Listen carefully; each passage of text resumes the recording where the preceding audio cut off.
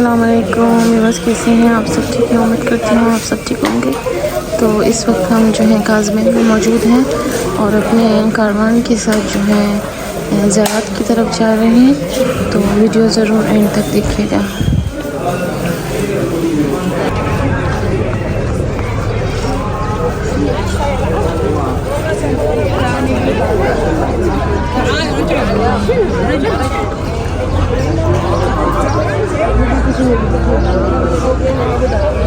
مولانا صاحب انشاءاللہ ابھی یہاں پہ مختصر سے تعارف کرائیں گے مصائب، مختصر سے ظاہر ہے کہ مولا کی بارگاہ میں آئے، مظلوم امام کی بارگاہ میں، تو پڑھیں گے انشاءاللہ۔ ایک دو بند نوحے کے بھی ہو جائیں گے۔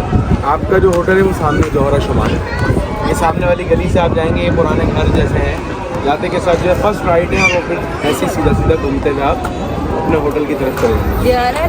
صحیح ہے، باب صاحب الزمانے ہی یاد ہے۔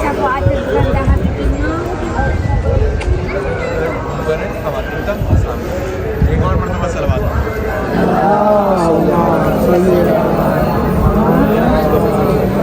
اعوذ باللہ من الشیطان الرجیم، بسم اللہ الرحمن الرحیم۔ مومنین اور مومنات، ابھی جس حرم مطہر کے باہر ہم کھڑے ہیں، 14 معصومین میں اکیلے باب الحوائج ہیں امام موسیٰ کاظم علیہ السلام، اور دوسرے امام محمد تقی الجواد جنہیں کہا جاتا ہے۔ جواد وہ ہوتا ہے کہ جو دے اور بس دیتا رہے، کبھی اس کی دینے میں کمی نہ۔ سخی وہ ہوتا ہے جو دے ایک دفعہ دے، کریم وہ ہوتا ہے کہ جو کئی بار دے۔ جواد جو مسلسل دیتا رہے، اس کی کمی دینے میں کبھی بھی واقع نہ۔ امام موسیٰ کاظم علیہ السلام باب الحوائج یعنی حوائج کا دروازہ۔ جو بھی آپ کی حاجت ہے، جو بھی آپ کی دعائیں ہیں، ابھی ماشاءاللہ آج کا دن آپ پورا ہے، کل آج کی رات بھی جو آنے والے وہ بھی ہیں، کیونکہ جب ہم زری کے پاس جاتے ہیں تو ہم اپنی دعائیں مانگ نہیں سکتے، بس ہم مولا کی زیارت کر کے واپس آئیں گے۔ آپ ایک کاغذ اور پینسل لیں گے، جہاں سے آپ کو زری نظر آ رہی ہے وہاں پہ بیٹھ جائیں گے، بولے دور ہی صحیح، تھوڑا سا ہٹ کے، وہاں پہ جو بھی آپ کی حاجات امام کو لیٹر کی صورت میں لکھیں، لکھ کر آپ زری میں ڈال کے چلے جائیں، پھر آپ کی حاجات اور دعائیں جانیں، اور پھر باب الحوائج امام موسیٰ کاظم علیہ السلام۔ اور یہ اہل بیت میں نے پہلے عرض کیا تھا، وہ کریم گھرانہ ہے کہ جو کبھی کسی کو خالی نہیں رکھتے، ان کی عطا میں کوئی کمی نہیں ہے۔ حکیم بڑے ہیں، بس ہم اپنے یقین کو بلند کریں اور ان کے دروازے سے خیرات جو بھی چاہیے، دنیا کی چاہیے، آخرت کی چاہیے، سب کچھ ان کے دروازے سے ملتا ہے۔ امام موسیٰ کاظم علیہ السلام کی زیارت کے لیے آپ بھی تشریف فرما ہے۔ یہاں کا ایک شخص جاتا ہے مدینے میں، جب امام مدینے میں موجود ہوتے ہیں، وہاں پہ جا کے کہتا ہے کہ مولا، میں ایک بہت بڑا تاجر تھا، میں حکومت کو مسلسل ٹیکس پے کیا کرتا تھا، جیسے ابھی بھی ہوتا ہے ٹیکسز دیے جاتے ہیں حکومت کو، لیکن مولا میری اب وہ کنڈیشن نہیں ہے، مجھے کاروبار میں نقصان ہوا ہے، اب میں حکومت کو ٹیکس نہیں دے سکتا، مجھ پر کافی ٹیکس جمع ہو چکا ہے۔ ہمارے علاقے کا جو گورنر ہے وہ آپ کا ماننے والا ہے، آپ اس سے میری طرف سے کہہ دیں کہ جب میرے پاس ہو جائیں گے میں اس کو دے دوں گا، لیکن مجھے کچھ ٹائم کی مہلت چاہیے۔ اہل بیت کا ماننے والا وہ یہ نہیں ہوتا کہ جو کھا کے ہضم کر جائے، نہیں، اس نے کہا میں دوں گا ضرور، لیکن جب میری پوزیشن ہو جائے گی تو میں ضرور دوں گا۔ تو مولا کو اس نے اپنی ساری روادات سنائی، تو مولا نے اس علاقے کے گورنر کو ایک خط لکھا، جس میں مولا نے لکھا کہ میں آپ کے ایک مومن بھائی کو آپ کی طرف بھیج رہا ہوں، تو اس کی حاجت روائی کر، اللہ تیری حاجت پوری کرے۔ وہ شخص وہ خط لے کر امام کا اس مقام پہ پہنچا جہاں پہ وہ گورنر تھا، اس کی دہلیز پہ۔ ظاہری بات ہے، اس کی سیکیورٹی کے کسی شخص نے پوچھا کہ کیا کام ہے، تو کہا کہ اپنے گورنر سے کہو میں امام موسیٰ کاظم کی طرف سے آیا۔ جیسے اس نے امام کا نام سنا، تیزی سے دروازے کی طرف بڑھا، اس کو پھر وہ شہنشاہیت، بادشاہیت، گورنرشپ سب بھول گئی، جلدی سے آیا، پہلے ہاتھوں کو بوسے دیے، کہا کہ یہی انہی ہاتھوں نے امام کو بس کیا ہوگا۔ پھر آنکھوں پہ بوسے دیے, کہا کہ ان آنکھوں نے امام کی زیارت کی ہوگی. کہا کہ میں حکومت کے کاموں میں مصروف ہوں, کافی عرصہ ہو گیا میں نے اپنے امام کی زیارت نہیں کی, آپ کیونکہ ابھی زیارت کر کے آ رہے ہیں. لے گیا, اس کو بٹھایا, فرمایا بتائیں کیا میرے لیے امام نے بھیجا ہے, کیا حکم نامہ ہے. اس نے وہ خط امام کا اس کو حوالہ. جیسے اس نے دیکھا تو اس نے اپنے وزیر خزانہ کو بلایا, کہا کہ میری ملکیت میں, حکومت کی نہیں, میری ذاتی ملکیت میں کیا کیا موجود ہے, کتنے گھوڑے ہیں, کتنے مال و دولت ہے, کتنی زمینیں ہیں. اس نے بتایا مولا اتنی ہے. اس نے کہا کہ اس کو 2 حصوں میں تقسیم کر دو. گورنر نے اپنے وزیر کو کہا اس کو 2 حصوں میں تقسیم ہو گئی. اس نے کہا کہ آدھا حصہ میرے اس بھائی کو دے دو جو میری دروازے پہ آیا ہے, اور آدھا حصہ میرا ہو. وہ فوراً وہ شخص جو سوالی بن کے آیا تھا, اپنا ٹیکس کی مدت کو متاخر کم کروانے کے لیے آیا تھا کہ میں بعد میں عطا کروں گا, تو جیسے ہی اس نے یہ منظر دیکھا تو رونے لگا. کہتے ہیں میں تو فقط چند دن کی مہلت لینے کے لیے آیا تھا کہ مجھے ٹیکس میں مہلت دی جائے, بعد میں عطا کروں گا, تو یہ اتنا بڑا احسان کیوں. تو مسکرا کے کہتا ہے کیا تو نے امام کا خط نہیں دیکھا؟ امام نے کیا لکھا ہے؟ امام نے لکھا ہے میں تیرے ایک بھائی کو تیری طرف بھیجا ہوں. تو کہا کہ ایک بھائی کا دوسرے بھائی پہ حق یہ ہے جو بھی ہے اسے بانٹ کے کھایا جاتا ہے, اکیلے نہیں کھایا جاتا. ماشاءاللہ, اس کو بانٹ کے کھائیں, چاہے ایک ہے تو اس کو 2 حصوں میں, 2 ہے تو اس کو ایک کر کے کھائیں. تو دیکھیں ان کے دروازے پہ جو بھی گیا ہے وہ گیا تھا حکومت کی طرف کے لیے ایک خط لے کر آئے کہ تاکہ حکومت اس کو ٹیکس کی مہلت دے دے, لیکن امام کے الفاظ میں اتنی تاثیر تھی کہ وہ جو تاجر اب وہ حالت اس پوزیشن میں نہیں تھا کہ وہ ٹیکس دے سکے, دوبارہ وہ اپنے علاقے کے گورنر کے آدھے مال کا حقدار بن گئے. اب یہ گھر پہنچا, آنکھوں سے آنسو جاری ہے, گریہ کر رہا ہے, رو رہا ہے. اس کی زوجہ نے پوچھا کیا باب الحوائج امام نے تیری حاجت روائی نہیں کی کہ تو رو رہا ہے؟ کہا کہ اگر حاجت روائی کرتے تو شاید میں اتنا نہ روتا, اگر حاجت روائی نہ بھی کرتے پھر بھی شاید میں اتنا نہ روتا. کہا کہ مولا نے مجھ پر اور بہت بڑا احسان کر دیا. کہا کہ کیا ہوا؟ کہا کہ گورنر کے پاس خط لے کر گیا تھا, اس نے اپنی آدھی دولت میرے حوالے کر دی, اب میں پہلے سے زیادہ مالدار ہو کے گھر لوٹا. کچھ دن گزرے, اپنی زوجہ سے کہا میرا سامان سفر تیار کر. کہا کہ پھر کہاں جانے کا ارادہ ہے؟ کیا ہو گیا؟ ابھی اپنے بزنس کو سیٹ اپ کر رہے ہیں, پھر کہاں جا رہے ہیں؟ کہا کہ اب مدینہ واپس جاؤ. مدینہ جا کے اپنے اس گورنر بھائی کی طرف سے اس کی نیابت میں امام کی زیارت کروں گا, کیونکہ یہ تو نہیں جا سکتا, حکومت کے کاموں میں مصروف ہے. میں جا کے زیارت کروں گا, اس کا جو ثواب ہوگا میں اللہ سے دعا کروں گا کہ میرے اس بھائی گورنر کے نامہ اعمال میں درج فرمائے, کیونکہ اس نے مجھ پہ اتنا بڑا احسان کیا, اس کا بدلہ میں زیارت امام میں دینا چاہتا ہوں. امام کی زیارت آپ کہاں موجود ہیں؟ امام موسیٰ کاظم کی دہلیز زیارت کرنے کے لیے آتا ہے. امام موسیٰ کاظم علیہ السلام جب قید خانے میں تھے, ہارون الرشید نے کافی دفعہ کوشش کی کہ امام کو کسی ایسے طریقے سے شہید کیا جائے کہ میرا نام بھی نہ لگے اور امام بھی شہید ہو. اس نے کچھ شعر امام کے قید خانے میں چھوڑا.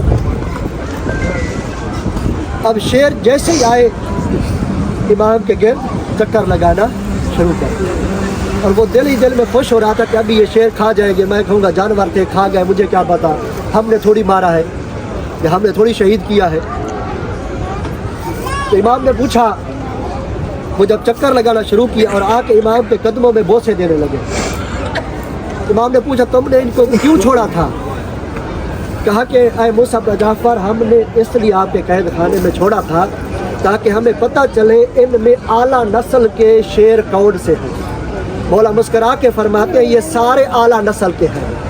کہتے لگے آپ کو کیسے معلوم؟ مولا مسکرا کے فرماتے جو ہمارے قدموں میں جھک جائے وہ اعلیٰ نسل کا ہوتا ہے, جو ہمیں چھوڑ کے چلا جائے وہ بد نسل کا ہوتا ہے.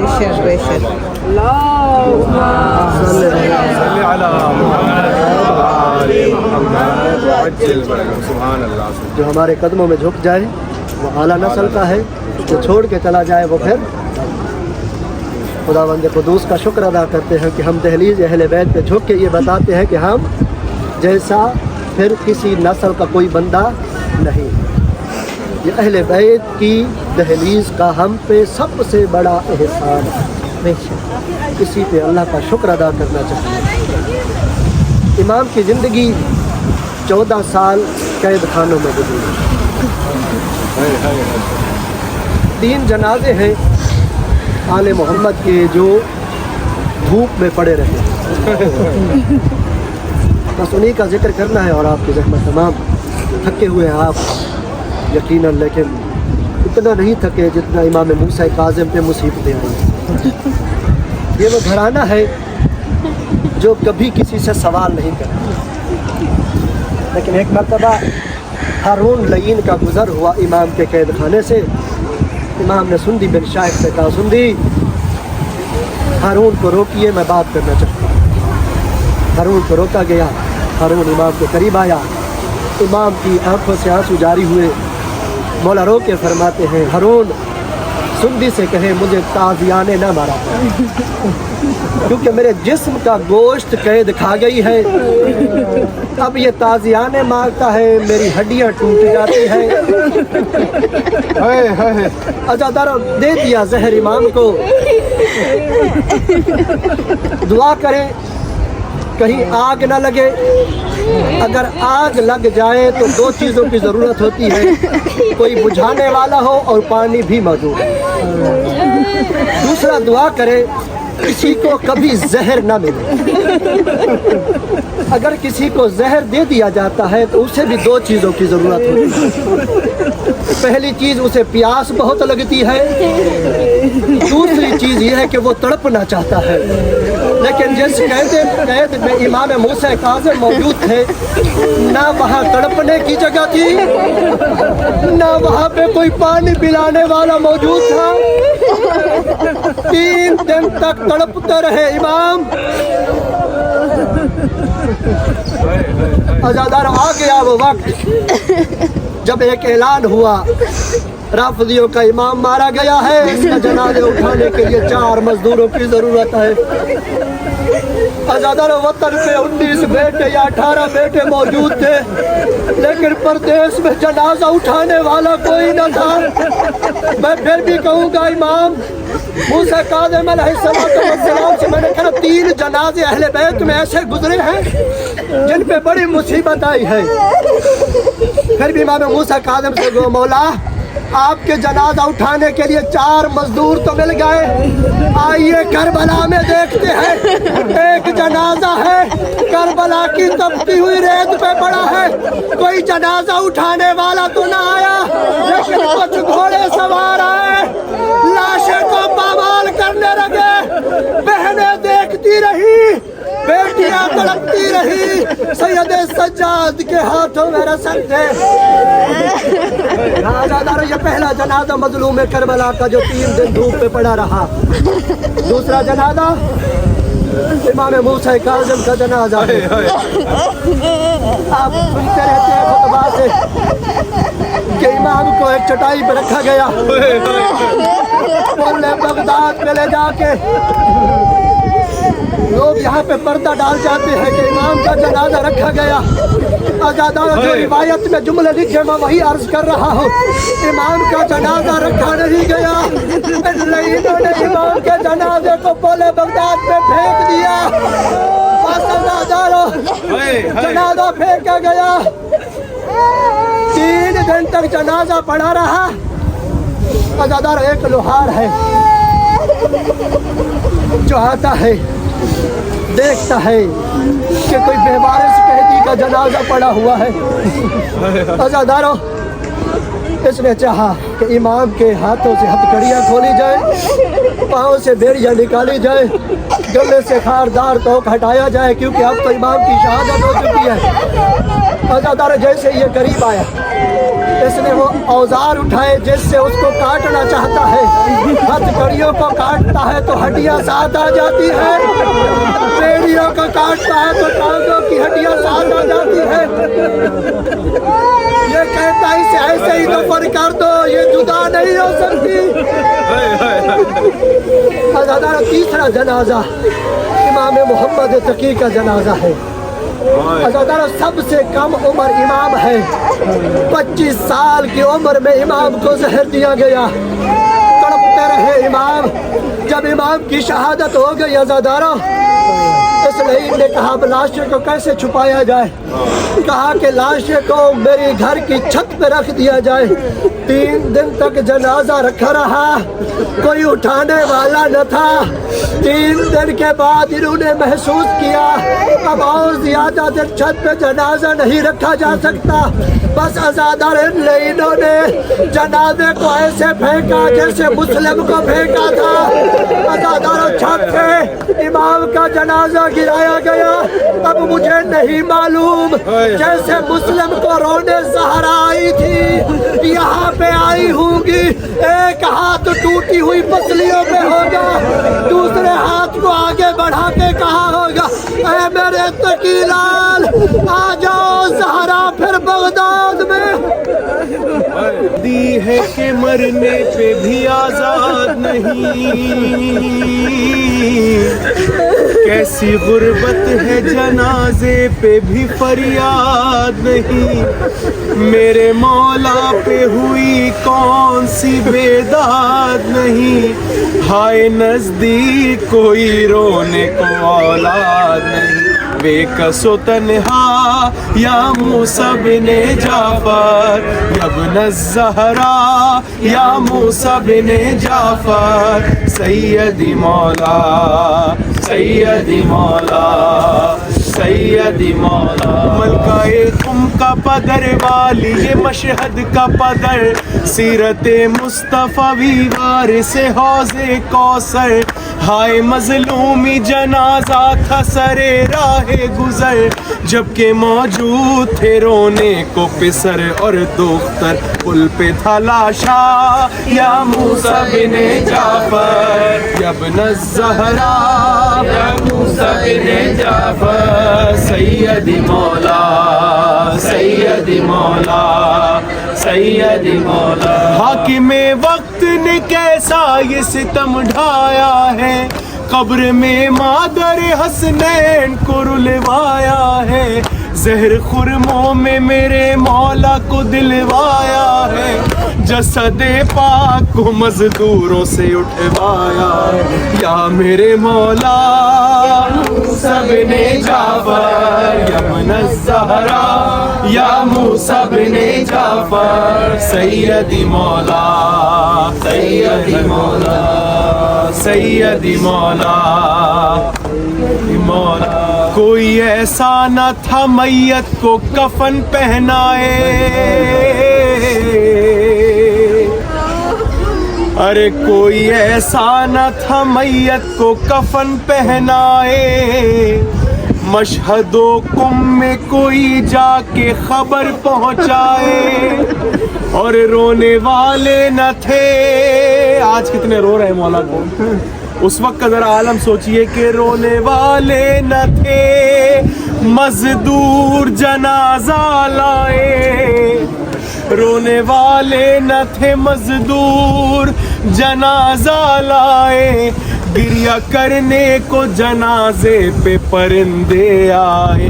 आसमां रोया या मूसा बिने जाफर, यब्न ज़हरा या मूसा बिने जाफर, सैयदी मौला सैयदी मौला सैयदी मौला सैयदी मौला। इब्ने जाफर ना असीरी ना सितम पर रोए, तौक पर रोए ना जंजीर कदम पर रोए।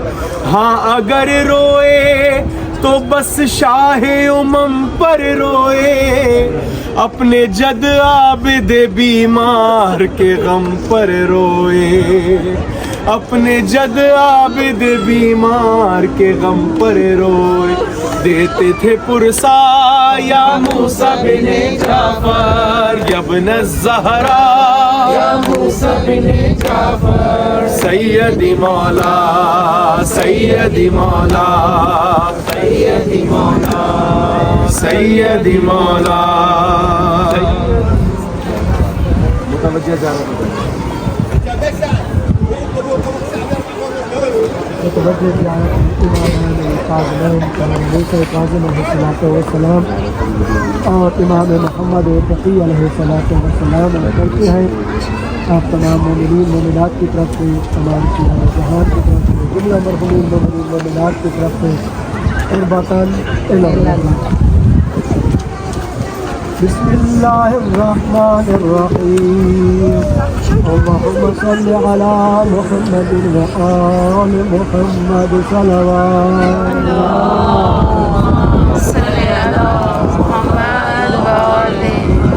السلام علیکم یا ولی اللہ السلام علیکم یا حجت اللہ السلام علیکم یا نور اللہ فی السماوات والارض أشهد أنكما قد بلغتما لله ما حملكما وعقلتما واستودعتما وحللتما حلال الله وحرمتما حرام الله وأتمتما حدود الله وتلوتما كتاب الله وصبرتما على الأذى في جنب الله محتسبين حتى أتاكم اليقين أبرأوا إلى الله من أعدائكما وتقربوا إلى الله بولايتكما آتيتكما ظاهرا عورفا بحقكما مواليا لأوليائكما معاديا لأعدائكما مستبشرا بالهدى الذي ينتمى عليه عورفا بضلالة من خالفكما فاشفى عند ربكما فإن لكما عند الله جاها عظيما